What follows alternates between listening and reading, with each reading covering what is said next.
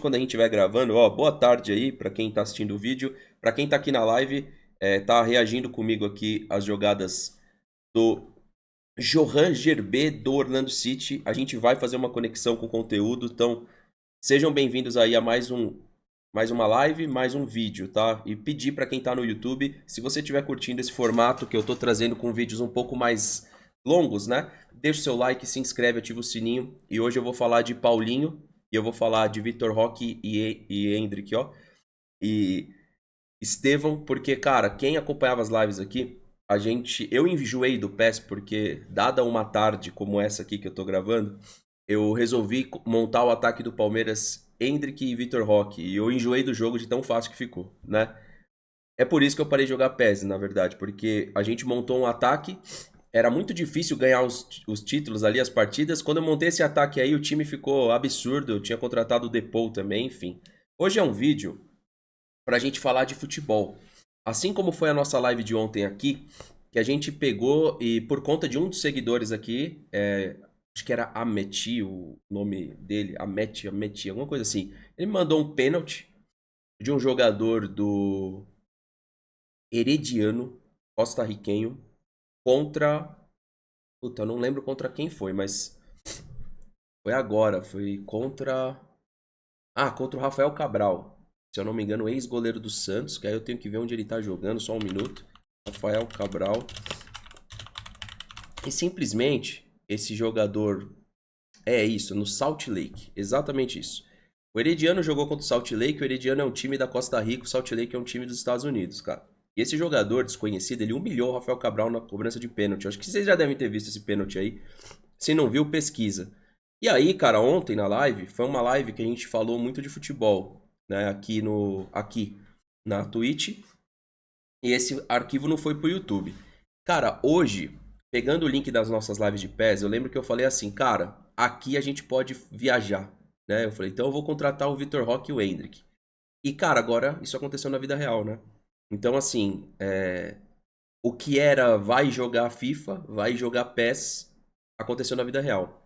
E eu não sei se as pessoas se deram conta, mas numa janela tão criticada do Palmeiras como deve ser, o Palmeiras fechou a contratação mais cara do Brasil dentro das transações entre clubes brasileiros e fechou a contratação mais cara internacionalmente. Ou seja, uma janela com muita crítica pelo início de Campeonato Paulista também que o Palmeiras fez. Não dá muito para saber o que vai ser daqui para frente do ponto de vista agora positivo. Para mim, é o ataque mais forte do Brasil em quesito de força mesmo. E isso faz muita diferença no futebol de hoje. Paulinho e Vitor Roque é o ataque mais forte do Brasil, não tem nem comparação, cara. Antes eu acho que era Paulinho e Hulk, e agora é Paulinho e Vitor Roque. Porque o Paulinho também tem muita força física, não só o Vitor Roque. Nenhum desses dois jogadores são habilidosos. Nenhum desses dois jogadores. Eles se destacam por dribles individuais. Se a gente pegar as principais características do Vitor, as principais características do Paulinho, há drible sim no seu jogo, mas é drible objetivo, né? Drible de corpo, é drible de saída, não é drible igual do Estevão. Só que a gente compensa isso com o Estevão. A gente compensa muito isso com o Estevão. E aí a gente tem um jogador hoje correndo por fora, que é o Facundo Torres. E nós temos mais dois jogadores de chegada, que é Maurício e Veiga, né? Um lesionado, um disponível. Então, assim, cara, esse ataque do Palmeiras, ele sim, ele traz pra gente uma esperança daquele debate de bagre ficar pra trás. E isso eu acho sensacional. Eu acho sensacional porque quando você montar o Palmeiras agora, você consegue montar um time sem nenhum bagre. Você consegue. Se o Abel vai fazer isso ou não, isso é uma coisa que a gente vai ver no futuro. Mas você consegue montar um time com todos os jogadores que vocês falam, sim, esses têm a altura do Palmeiras. Eu posso montar aqui o Everton, o Gustavo Gomes e o Murilo, porque pra mim é isso que vai ser feito. O Piquerez de um lado, o Mike do outro, o Aníbal Moreno. Você pode montar na 4-1-3-2 que a gente discutiu ontem. Aníbal primeiro. Aí você tem o Veiga, o Maurício e o Estevão, tá? É isso, né? Que a gente montou ontem. Veiga, Maurício, Estevão, Paulinho e Vitor Roque. Eu acho muito difícil o Abel começar um jogo na característica 4-1-3-2, mas eu acho que é uma formação que a gente precisa começar a falar sobre ela em jogos que o Palmeiras pode ser dominante e até mesmo mandar nos adversários, né? Então, esse sistema vai proporcionar isso. Quando a gente vê esse sistema jogando, ontem a gente discutiu muito isso, tá? Se vocês quiserem um vídeo só sobre isso, a gente monta um vídeo bom sobre isso, tá? Aí mostrando o sistema, mostrando pelo Tactical Pad, se vocês quiserem eu assino. Se vocês falarem que é um conteúdo relevante, eu assino o Tactical Pad, monto, para a gente discutir como seria a movimentação defensiva desse sistema. E essa movimentação defensiva ela pode ser feita com duas formações: 4-4-2, 4-5-1. Você consegue variar 4-1-3-2 para 4-5-1 defensiva. E você consegue variar 4-1-3-2 para 4-4-2. E, em alguns momentos, jogar uma 4-2-2-2. Enfim, é um conteúdo, se vocês quiserem, eu monto. Vai dar um trabalho, mas vai ficar legal o vídeo, se vocês acharem interessante. Eu acho, cara, essa notícia do Vitor Roque, agora concretizada, né? Só a vias do Palmeiras a anunciar e tudo mais. Um motivo de muita, assim, Eu não tô nem discutindo aqui, tá, pessoal, se vai ter tempo hábil para isso, para aquilo, tá? Eu tô discutindo aqui muito referente à disponibilidade desse ataque que o Palmeiras vai ter e que o Abel vai ter, né? Então acho que isso é muito legal a gente trocar uma ideia e analisar como que vai ser o Palmeiras, porque esse time que eu citei, ele é mais ofensivo. A gente vai ter um panorama para as nossas discussões totalmente diferente, cara. Eu acredito muito nisso. Agora, claro que o Abel pode fazer mudanças aí, né? Por exemplo, uma dessas mudanças é ter o Aníbal e o Lucas Evangelista, ou até mesmo o Emiliano Martinez e o Aníbal. Aí você vai ter ali um jogador que talvez não é tão ofensivo, que é o Emiliano, né? E assim, cara, não, pode ser que seja o Pablo. Aí é com o Abel. Eu tô falando o que eu acho. Você falou assim, Vitor Roque vai ser ala com o Abel, você não sabe de nada. Tudo bem, aí problema do Abel. Eu tô falando, assim, de futebol que dá pra fazer. O seu Abel vai fazer de outro jeito. Ele é treinador, ele sabe o que faz. Agora, eu acho que dá pra jogar na 4-1-3-2 com dois jogadores por dentro, entendeu? Então, assim, se o Abel vai fazer outra coisa, cara, eu sou youtuber, o Abel é treinador. Então, assim, ele é pago pra treinar e eu sou pago pra falar. Então, assim, ele faz o que ele achar melhor, entendeu? Eu sei que você respondeu o comentário, mas eu tô te respondendo aqui. Eu posso ou não posso te responder? Eu posso fazer essa interação com você ou eu sou proibido de fazer a interação? Porque você tá respondendo alguém. Então, assim, eu sei que você não falou pra mim, sabe de nada. Você pode estar respondendo pra alguém, mas eu digo assim, não é o que a gente tem que fazer aqui. O Vitor Roque nunca foi ala, certo? Se ele vai colocar ele de ala, todo mundo sabe que isso está errado. O próprio Paulinho, se for jogar de ala, todo mundo sabe que isso está errado. Esses jogadores eles têm que jogar por dentro, como, vou dar um exemplo aqui que me veio na cabeça, talvez não é o melhor, mas tem o exemplo do Hulk e Paulinho, que jogou assim com o Felipão.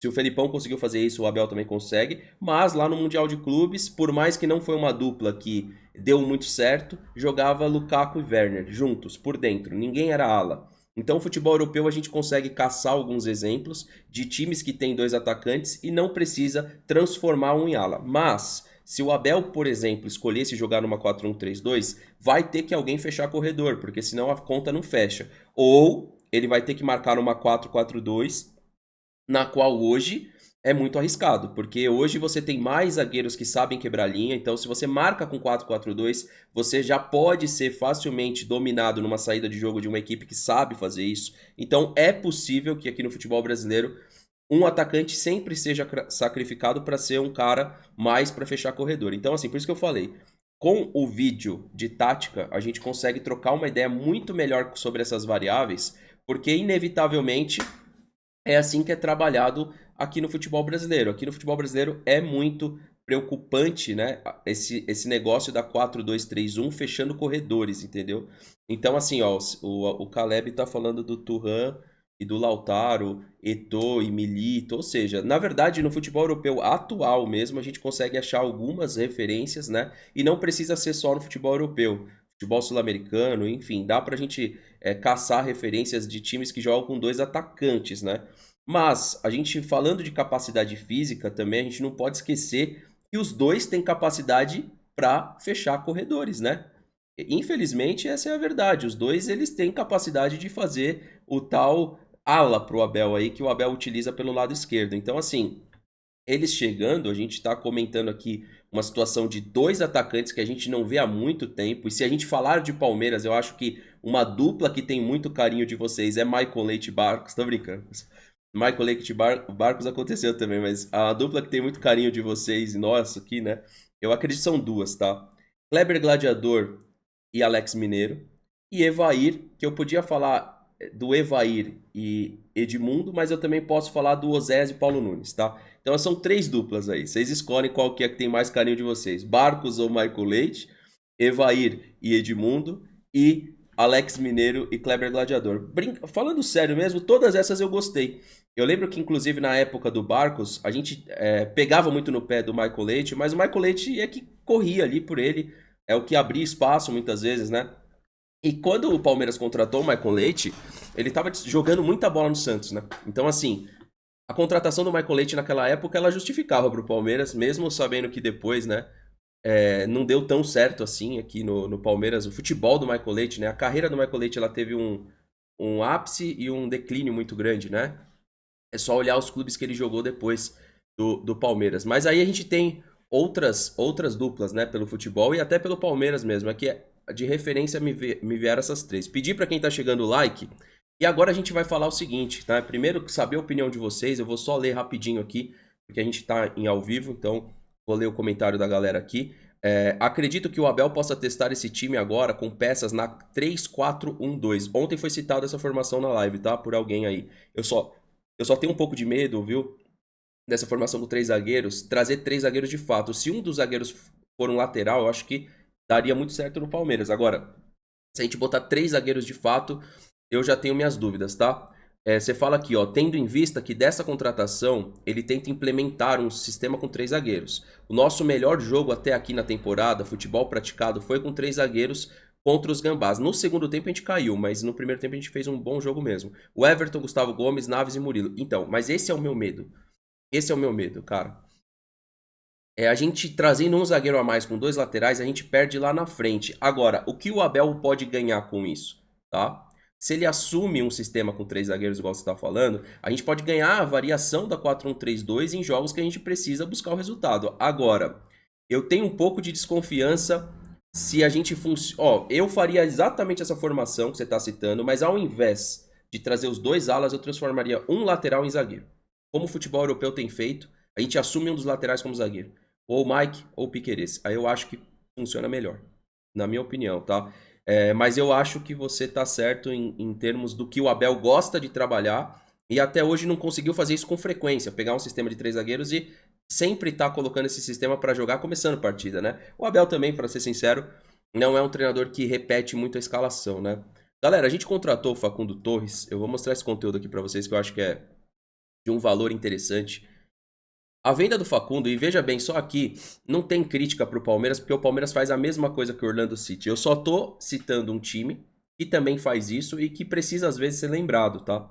O Orlando City, ele vendeu o Facundo Torres por 85 milhões, tá? 14 milhões de euros. Ou seja, o Palmeiras pagou nele o valor de tabela igual tá pagando no Vitor Roque, igual pagou no Paulinho, tá? Então o Paulinho, 17 milhões de euros. O Palmeiras foi lá, pagou o valor de tabela e ainda mandou dois jogadores. Facundo Torres, o Palmeiras pagou o valor de tabela 14 milhões de euros. E também, agora no Vitor Roque, a gente pagou 25 mais 5 e provavelmente vai pagar os 30, porque eu acho que ele vai atingir metas, tá? Então hoje os contratos prevê muito esse negócio das metas. Mas, olhando por Orlando City, eu queria mostrar para vocês o que é interessante a gente acompanhar. O futebol brasileiro tem comprado mais jogadores da MLS. Vocês estão certo? Estou certo ou estou errado? Comenta aí no chat. Isso tem acontecido cada vez mais. Teve o movimento do Botafogo, o Flamengo comprou os jogadores da MLS, o Corinthians repatriou o Thales Magno, não sei se já pagou o Thales Magno, mas repatriou. O Palmeiras contratou jogadores da MLS, então tem acontecido cada vez mais, tá? Sim, vai pro YouTube, na verdade estamos no YouTube e na Twitch. Primeiro na Twitch, depois vai pro YouTube, tá? Nicolas Rodrigues, pessoal. Eu não sabia que o Orlando City tinha contratado esse jogador, que foi citado aqui no futebol brasileiro. A gente citou esse jogador e eu vou lembrar novamente, eu acho que foi de novo o Rodrigues que trouxe o nome dele. Se eu tiver errado, me corrija nos comentários aí, tá? Ele jogava nesse Fortaleza Safe e ele, eu não sei se fala Safe, tá no Fortaleza aqui, nesse Fortaleza aqui, ó. É que tá Safe. Eu acho que é assim que fala. Esse jogador, cara, é um driblador. É um driblador, a gente citou ele antes de chegar ao Facundo, porque era um jogador barato, tá? Jogador rápido, um jogador barato, tem vídeo dele lá no nosso, aqui no nosso canal do YouTube, no InstaVerde, tá? 1,72 m, ponta direita, 1 milhão de euros. O que que eu tô falando aqui pra vocês? Por que que eu tô mostrando isso pra vocês? Anota esse nome, que ele vai ser vendido por 6, 7, 8, 9, 10, 11, 12, 13, 14, 15 milhões de euros pelo Orlando City. Então veja, o Palmeiras forma jogadores dentro da casa para fazer isso.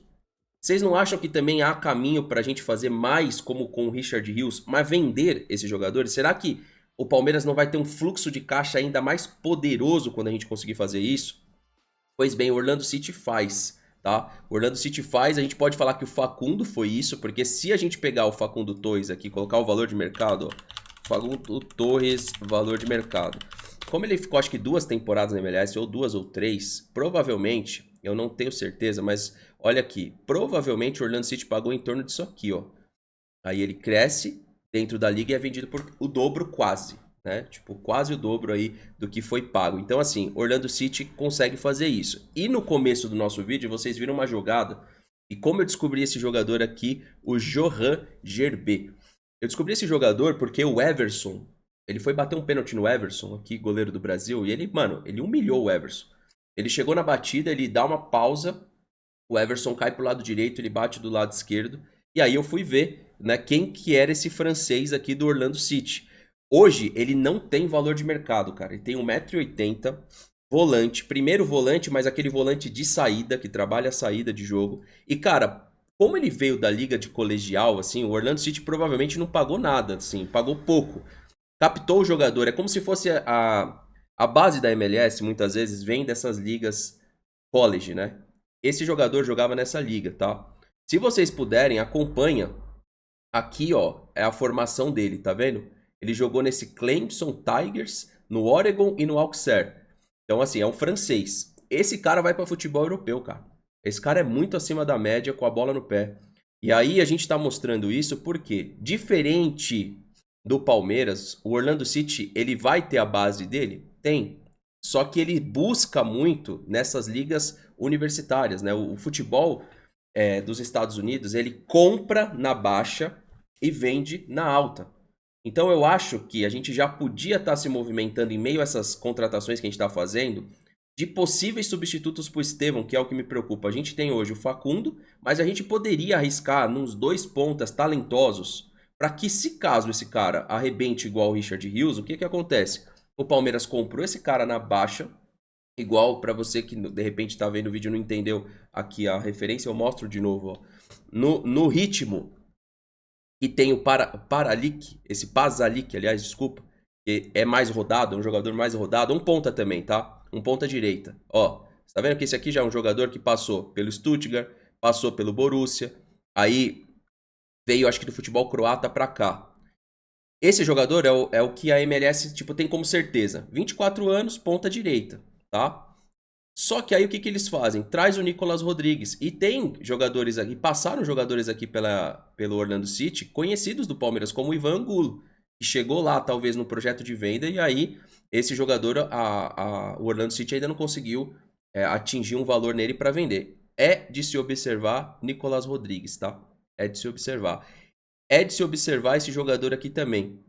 O que ele vai fazer na MLS, tá? Pasalic, que passou aí por futebol alemão, futebol croata e veio aqui para a MLS buscar o espaço dele. Então, tem também o Luiz Muriel, deve ser uma equipe interessante para essa temporada, porque do meio para frente são muitos jogadores jovens, né? Se a gente pegar o Ojeda aqui, ó, ele ainda sendo mais experientezinho aí, ó, passou pelo Racing, aí vem futebol argentino Huracan, passou pelo Godoy e aí tem sua alta também aqui no Orlando City. Ele tem 26 anos, então é uma equipe assim, do meio para frente tende a jogar bem de uma forma solta aí para quem for assistir os jogos, ó. Tá vendo? 23 anos, 24 anos, 20 anos, e aí tem o seu centroavante, Luiz Muriel, como um cara mais de peso, né? Então, assim, por que que eu tô trazendo... Eu já vou ler os comentários aí, tá, rapaziada? Por que que eu tô trazendo esse conteúdo pra cá? Eu acho que o Palmeiras, ele ainda pode apostar nos pontas, nos extremos. Por quê? A gente vai ter o Facundo, vai perder o Estevão,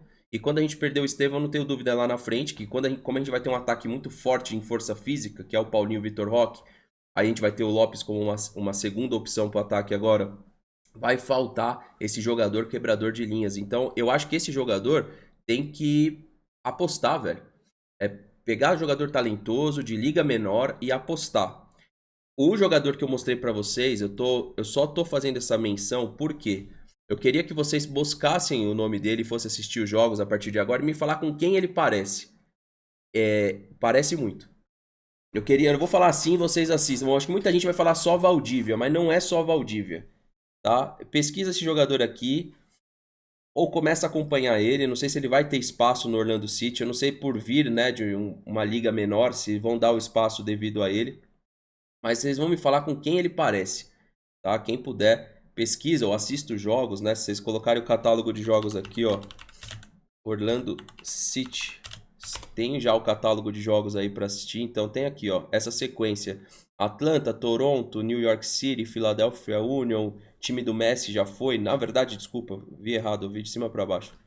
Essa agenda aqui do Orlando City, tá? Toronto, New York City, New York Red Bulls, DC, Galaxy, Philadelphia, New York Red Bulls, Montreal, enfim, para vocês falarem com quem que esse jogador parece. Então, cara, hoje o que parecia uma contratação de videogame há meses atrás, né? Foi numa tarde como essa aqui que a gente falou, vamos contratar o Endrick e o Vitor Roque, vamos ver o que acontece. Hoje a gente tem o Vitor Roque e o Estevão, que eu não sei nem se pode ser até melhor do que Endrick e Vitor Roque. É lógico que um ataque Endrick e Vitor Roque você tem uma movimentação insana na parte física, né? São dois jogadores que se destacam muito por isso, né? Ó, o Facundo custou ao Orlando 7 milhões de dólares, né? Ao Penharol. E aí o Palmeiras comprou praticamente, né? Dá pra falar pelo dobro. Tem as taxas, obviamente, da transação, mas comprou pelo dobro. O Pedro falou aqui, Fernando, você conhece o Liel Abadá? Jogador muito rápido, finaliza bem, oportunista. Atualmente joga na MLS no Charlotte. Não, esse não, era jogador do Celtic. Esse eu não conheço, eu vou acompanhar. Um abraço aí, tamo junto. O Caveira falou aqui, para esse zagueiro ser o lateral, o Rocha vai ser titular, sendo esse lateral zagueiro. Mike e Piquerez, por instinto, são laterais mais ofensivos. Então, só tenho medo de jogar um zagueiro para lateral e mais dois zagueiros à frente. Eu acho que não precisa, né? Você pega à frente, você pode colocar um Richard Rios, você pode colocar um jogador que vai trabalhar à frente na linha de meio campo, um meia mesmo. Esse que é o problema quando a gente fala dos três zagueiros. O Abel vai colocar um lateral na zaga e vai colocar outro lateral na frente. E aí vai ficar aquele debate improdutivo dos dois laterais, né? Entendeu? E aí a questão do Naves também tem que ver se ele realmente vai permanecer, porque tudo indicou que ele ia sair. Agora, pô, se antes de chegar dos dois zagueiros o Abel já indicou que ele ia sair, eu acho que agora ele vai sair, né? Porque se você tem os dois zagueiros mais experientes, o Mikael chegou, você já tinha o Benedetti correndo por fora. O Fux, eu acho que o Naves vai ser vendido. Ou vai ser emprestado, ou vai ser vendido. Então, nessa própria transação do Red Bull, aconteceu o que a gente debateu na live. Só que a gente debateu não o que ia acontecer. A gente falou assim, pro Red Bull é mais importante comprar o Fabinho. E parece que o Palmeiras mudou as diretrizes do negócio e exigiu isso. A compra do Fabinho nem que seja de 50%. E aí, por isso que deu uma travada na negociação. Aí pode também ser envolvido o Naves. A compra do Fabinho, o empréstimo do Naves e chegou o Lucas Evangelista. Então o Naves ainda é do Palmeiras, o Fabinho já é do Red Bull e o Evangelista é do Palmeiras. Então, assim, isso pode acontecer, mas também se fala em Grêmio, tá? Pro Naves. Então, vamos ver. Eu acho que o Naves vai jogar a Série A, tem condição de jogar a Série A, num time que vai ter mais minutagem para ele, ou ser um reserva imediato, ou ser de fato um titular. Mas é isso, rapaziada. Eu queria trazer essa situação, porque olhando para o ataque do Palmeiras, né? O técnico do Betis já falou, eu até coloquei aqui, tá? Para quem, eu sei que já todo mundo, a essa altura, pela expectativa que tá, todo mundo já viu, né? O que o técnico do Betis falou. Como o nosso vídeo sobe com certo atraso aí, eu não corro para subir o vídeo. Eu joguei aqui nos stories, foi aqui, ó, o Manuel Pellegrini falou aqui com o Sport Center, tá?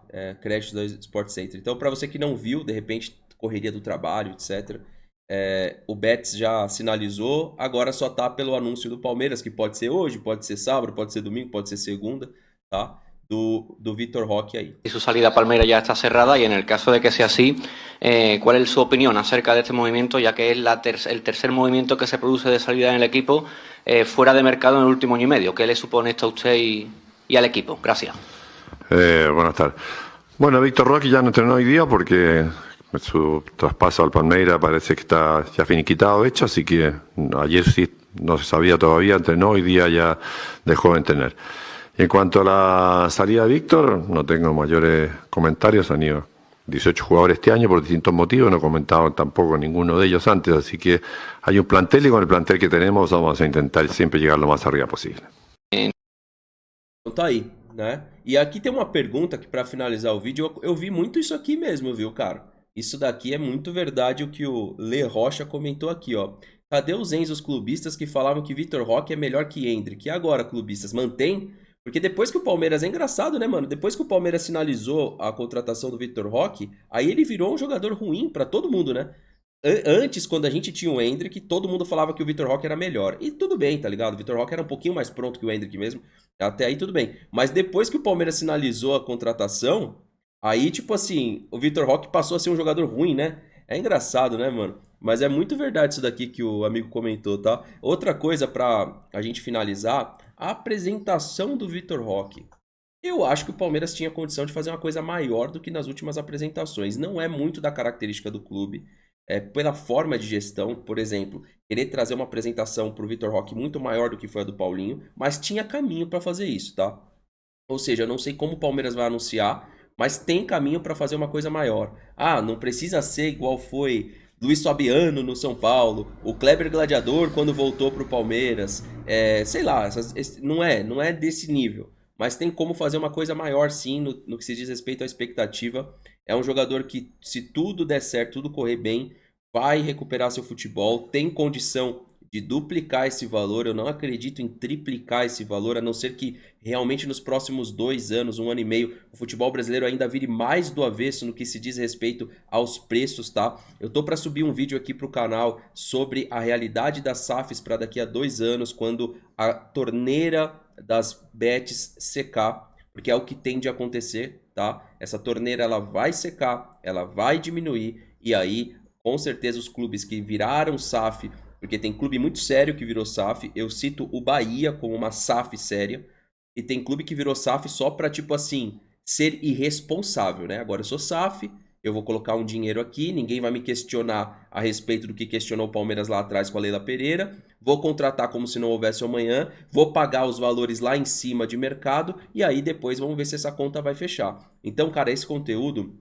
é um conteúdo muito interessante da Sports Market Makers, e é um conteúdo que eu vou trazer aqui para o canal atemporal, ele não precisa ter pressa, assim como o conteúdo de tática. Quando ele subir, eu tenho certeza que vocês que acompanham aqui o canal vão curtir o conteúdo, porque sim, vai ter SAF que vai dar certo, vai ter SAF que vai literalmente quebrar nos próximos 2 anos, quando secar esse valor. Lógico que o mercado inflacionado, sempre que os caras conseguirem vender 2, 3 jogadores, pega o próprio Atlético Mineiro, respirou nessa temporada pela venda do Paulinho, cara.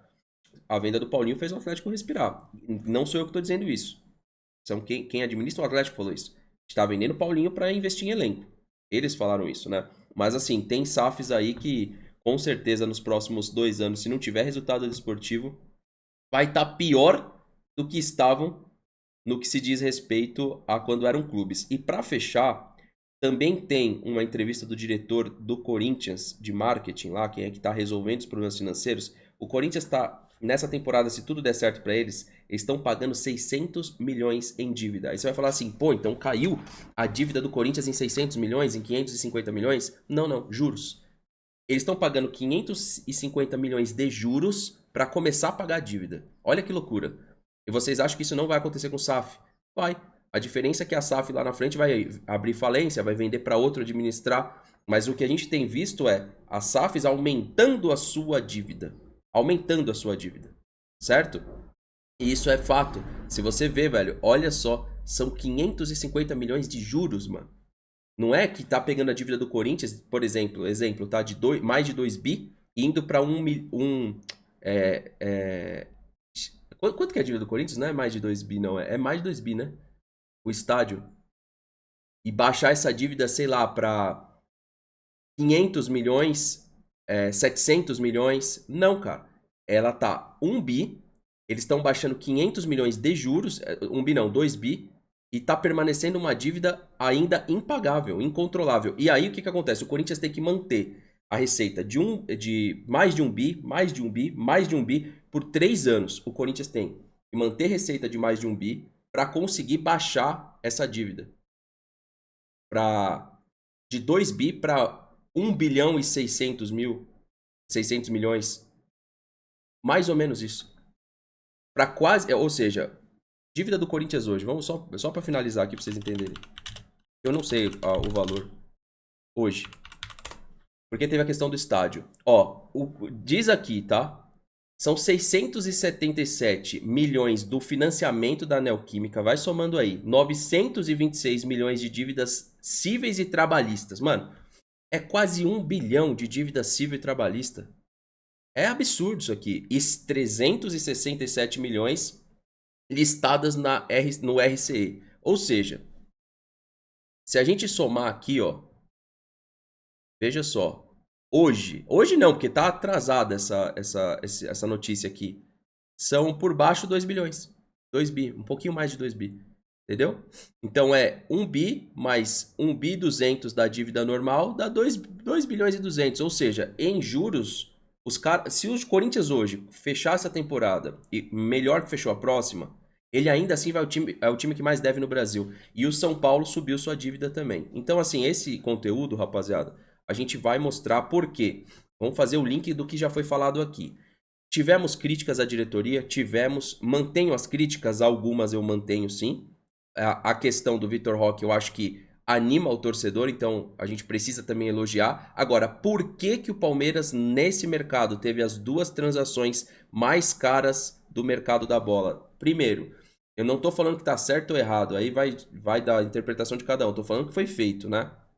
O Paulinho, transação mais cara interna do futebol brasileiro. Quem fez? O Palmeiras. Vitor Roque, transação mais cara do futebol internacional feita pelo futebol brasileiro. Quem fez? O Palmeiras. Por que que o Palmeiras fez isso? Porque há um controle dessa dívida. Há sim um debate do fluxo de caixa que é problemático. Eu também não consigo entender. É uma coisa de trocar uma ideia. Por que que a receita aumenta tanto e o nosso fluxo de caixa continua um fluxo de caixa até onde disseram problemático? E como que se a gente tem um fluxo de caixa problemático, a gente fez essas 2 contratações? Aí, sinceramente, não é assunto para mim, é assunto para especialista financeiro. Eu não consigo trazer aqui essa interpretação do porquê em algum momento o fluxo de caixa foi tão baixo, nossas contratações são essas, e do que se diz respeito, né, a expectativa financeira do Palmeiras, que recebe aqui fluxo de caixa aqui, mas as contratações são aqui, pode sim, no futuro, gerar dívida. Não sei.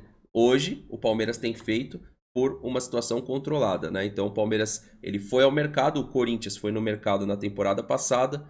O Corinthians não se movimentou no mercado de transferências, né? Nessa temporada, se movimentou praticamente, fez tudo na última temporada. Enfim, então a gente finaliza aqui, rapaziada, com esse conteúdo aí, tanto do Paulinho, tá? E do Vitor Roque, quanto também da gente observar como que tem sido feito, tá, as negociações na MLS. Os jogadores chegam nesse preço de mercado aqui, ó, e depois valem 10 vezes mais. Eu acho que isso daqui tem caminho para os times que são SAFs fazer, para não ficar tão endividados, mas também tem caminho para o Palmeiras fazer. Beleza? Deixa seu like, compartilha o conteúdo se curtiu e deixa o seu comentário aqui também. Avante palestra, tamo junto, até mais tarde e valeu!